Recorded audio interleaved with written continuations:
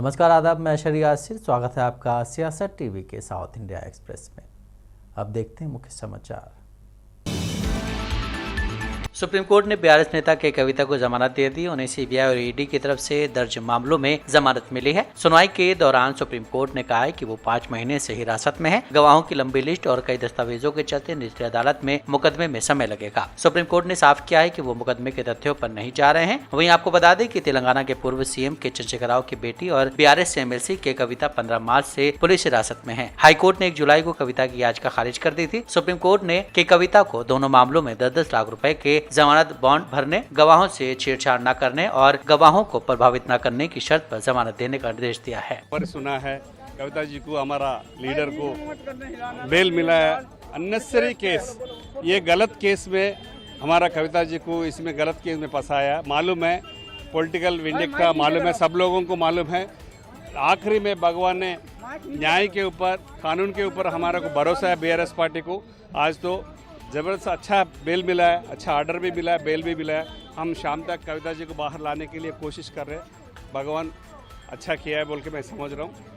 Unnecessary case, इसमें गलत case में कोई एविडेंस नहीं है, कोई सबूत नहीं है, कोई ट्रांसैक्शन नहीं है। ये फालतू केस लगा के 168 डेज एक महिला को, उनका हेल्थ भी ठीक नहीं है, उनको काफ़ी परेशान किया है। डेली एवरी वीक हॉस्पिटल घूम रहे जा रहे हैं। हम भी देखा है, भगवान भी सपोर्ट किया, अच्छा हो गया, हम खुशी है। Thank you for all. Telangana में फसल लोन माफी में सरकार की विफलता पर किसान विरोध प्रदर्शन कर रहे हैं। वामपंथी दल और उनके प्रमुख संगठन कांग्रेस सरकार से बिना किसी शर्त के लोन माफ करने और लोगों से किए गए वादों को पूरा करने की मांग कर रहे हैं। जहां सीपीआई से संबंधित तेलंगाना राष्ट्रीय रायतू संगम ने आज कलेक्टर कार्यालय के सामने विरोध प्रदर्शन किया। वहीं सीपीआईएम ने गुरुवार को विरोध प्रदर्शन करने का फैसला किया है। सीपीआई कोटागुडेम विधायक ने कहा है कि 6 गारंटियों को लागू करने में कांग्रेस सरकार की स्थिति 1 कदम आगे और 2 कदम पीछे जाने वाली जैसी है। उन्होंने कहा कि पहले से ही खरीफ सीजन का आधा हिस्सा पूरा होने वाला था और रायतू भरोसा या उसके दिशा निर्देशों पर कोई स्पष्टता नहीं थी। उन्होंने कहा कि अगर स्थिति आगे भी जारी रही तो लोगों द्वारा कांग्रेस सरकार के खिलाफ विद्रोह करने की संभावना है। वहीं आपको ये भी बता दें कि सीपीआई कांग्रेस सरकार की सहयोगी है। उन्होंने कांग्रेस सरकार से जमीन के मुद्दों के समाधान में एक तरफा निर्णय नहीं लेने की मांग करते हुए सीपीआईएम के राज्य सचिव ने सरकार से सर्वदलीय बैठक बुलाने की भी मांग की है।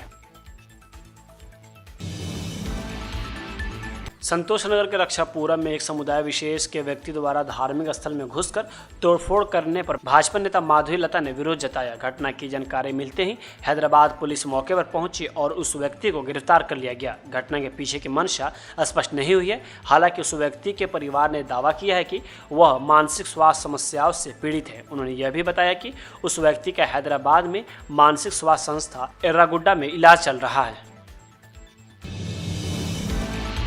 तेलंगाना राज्य वक्फ बोर्ड केंद्र सरकार द्वारा हाल ही में पेश किए गए वक्फ संशोधन विधेयक 2024 को औपचारिक रूप से खारिज करने वाला देश का पहला वक्फ बोर्ड बन गया है। मंडे को हुई एक महत्वपूर्ण बैठक के दौरान बोर्ड ने प्रस्तावित कानून के संभावित प्रभावों पर चर्चा की। सदस्यों ने गहरी चिंता व्यक्त करते हुए तर्क दिया है कि वक्फ संशोधन विधेयक अगर लागू होता है तो राज्य भर में वक्फ संसाधनों की स्वायत्तता और कामकाज को काफी हद तक कमजोर कर सकता है। इस विधेयक ने देश भर में व्यापक विवाद को जन्म दिया है। तेलंगाना राज्य वक्फ बोर्ड ने इसे असंवैधानिक और वक्फ संपत्तियों और उनके लाभार्थियों के हितों के लिए हानिकारक करार दिया है। विधेयक के मुखर आलोचक हैदराबाद के सांसद और एमआईएम चीफ असदुद्दीन ओवैसी ने वक्फ बोर्ड के साथ खड़े होने के लिए तेलंगाना के मुख्यमंत्री ए रेवंत रेड्डी की प्रशंसा की है। ओवैसी ने वक्फ संस्थानों को ऐसे किसी भी कानून से बचने के महत्व पर प्रकाश डाला जो उनकी आजादी को खतरे में डाल सकते हैं। बीआरएस के विधायक टी हरीश राव ने आज तेलंगाना सरकार से 43 सरकारी स्कूलों को खोलने के लिए कहा है जो टीचर्स की कमी की वजह से बंद है। राव ने सरकार से आदिवासी इलाकों में स्कूल खोलने और तत्काल टीचर्स की नियुक्ति करने को कहा है। राव ने एक्स पर एक पोस्ट में कहा है, मैं मुख्यमंत्री जो शिक्षा मंत्री भी हैं उनसे अपील कर रहा हूं कि वो बंद पड़े 43 सरकारी स्कूलों को तुरंत खोलें और टीचर्स की नियुक्ति होने तक एजुकेशन वॉलंटियर्स की नियुक्ति करें। सिद्दीपेट विधायक ने कांग्रेस सरकार की आलोचना की और कहा है कि किसी देश का भविष्य क्लास में बनता है। हालांकि कांग्रेस शासन के दौरान स्टूडेंट्स को क्लास में पढ़ने की अनुमति नहीं है। उन्होंने सरकार से सुनिश्चित करने को कहा है कि टीचर्स की कमी की वजह से कोई भी स्कूल बंद ना हो।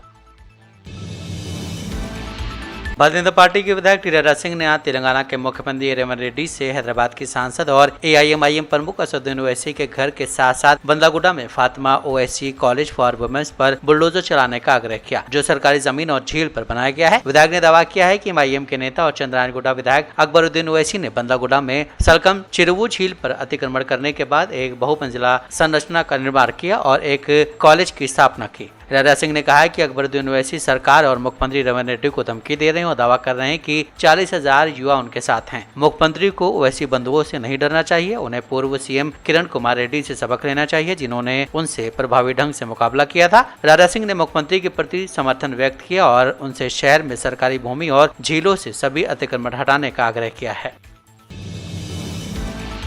मजलिस बचाओ तहरीक के प्रवक्ता अमजदुल्ला खान ने आरोप लगाया कि तेलंगाना के एक स्कूल में नमाज पढ़ने पर बजरंग दल के लोगों ने लड़कियों की पिटाई। तेलंगाना के मुख्यमंत्री रेवंत रेड्डी को लिखे पत्र में उन्होंने दावा किया है कि बजरंग दल के सदस्यों ने वनपर्ती के चाणक्य स्कूल में एंट्री की और कुछ मुस्लिम लड़कियों को धमकाया और उन पर हमला किया, जो स्कूल के एक ऑफिसर से इजाजत लेकर नमाज पढ़ रही थी। उन्होंने आगे कहा कि हालांकि घटना शुक्रवार को हुई, लेकिन अब तक कोई FIR दर्ज नहीं की गई है। उन्होंने इसके साथ ही कुछ वीडियोज भी साझा किए हैं। वीडियोज में बजरंग दल के लोग स्कूल के अंदर जाते हैं और मुस्लिम गर्ल्स स्टूडेंट से सवाल करते हुए नजर आते हैं कि स्कूल में नमाज पढ़ने की इजाजत आपको किसने दी। एक दूसरे वीडियो में वो स्कूल ऑफिसर से भी बात करते हुए नजर आ रहे हैं।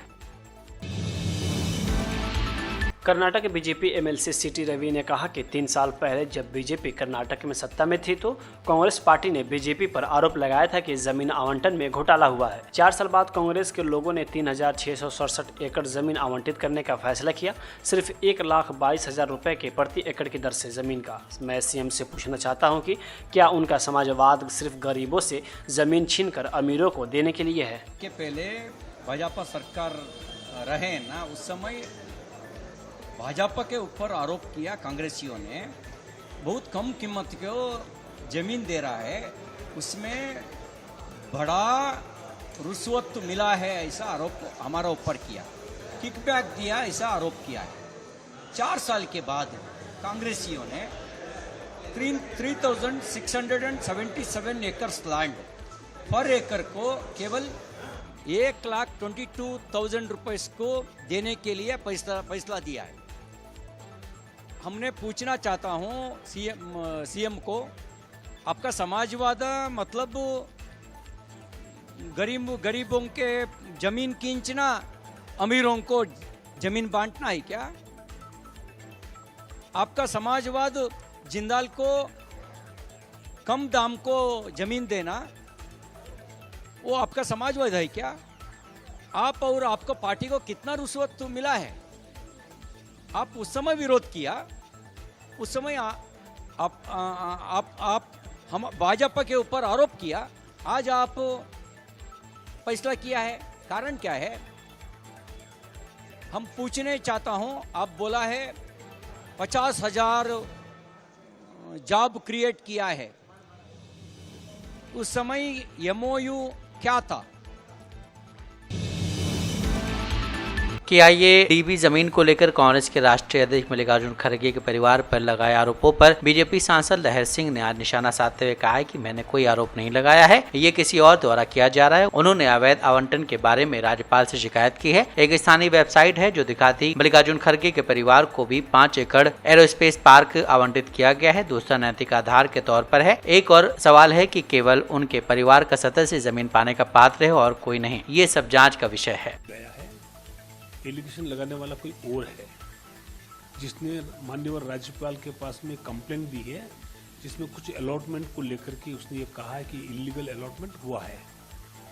उसमें एक वेबसाइट ने उजागर किया है, जो यहाँ की लोकल वेबसाइट है, उसने ये कहा है कि उसमें आदरणीय मल्लिकार्जुन खड़गे जी के परिवार के नाम पर भी अलॉटमेंट हुआ है। तो उसमें थोड़ा रिसर्च करने के बाद में मुझे पता चला है कि 5 एकड़ जमीन आदरणीय खड़गे जी और उनके परिवार के नाम पर अलॉट हुई है। एरोस्पेस पार्क जो सेंसिटिव जोन है, हाईटेक जोन है, डिफेंस का एरिया है, तो उसमें उनको एक, और वो भी SC/ST कोटा के ये रिजर्व अलॉटमेंट में से उनको हुई है, जो सिविक एमिनिटीज की साइट है। तो ये कुछ आश्चर्यजनक लगता है कि ये चुनाव के ठीक पहले हुआ है, मार्च में, और जब उनके प्रियंक खरगे स्वयं कैबिनेट मिनिस्टर हैं उस सरकार में, और जो अलॉटमेंट हुआ तुरंत उन्होंने अपने ही नाम पर और अपने पिताजी और अपने भाई के नाम पर और अपने बहनोई जो मेंबर ऑफ पार्लियामेंट है उनके नाम पर वो ज़मीन अलॉट करवा ली। दो विषय है इसमें, एक तो इलीगलिटी का है, अनैतिकता का है, वो बात अलग है, वो आदरणीय राज्यपाल उस पर संज्ञान लेंगे और जांच कराएंगे।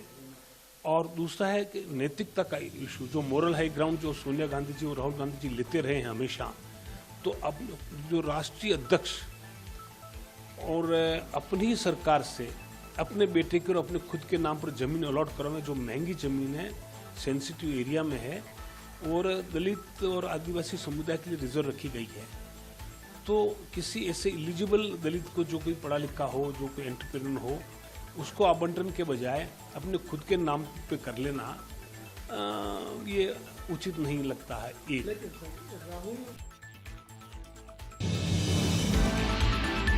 साउथ इंडिया एक्सप्रेस यहीं समाप्त होता है। मुझे दें इजाज़त। भाग्य खबरों के लिए आप बने रहें सियासत टीवी के साथ।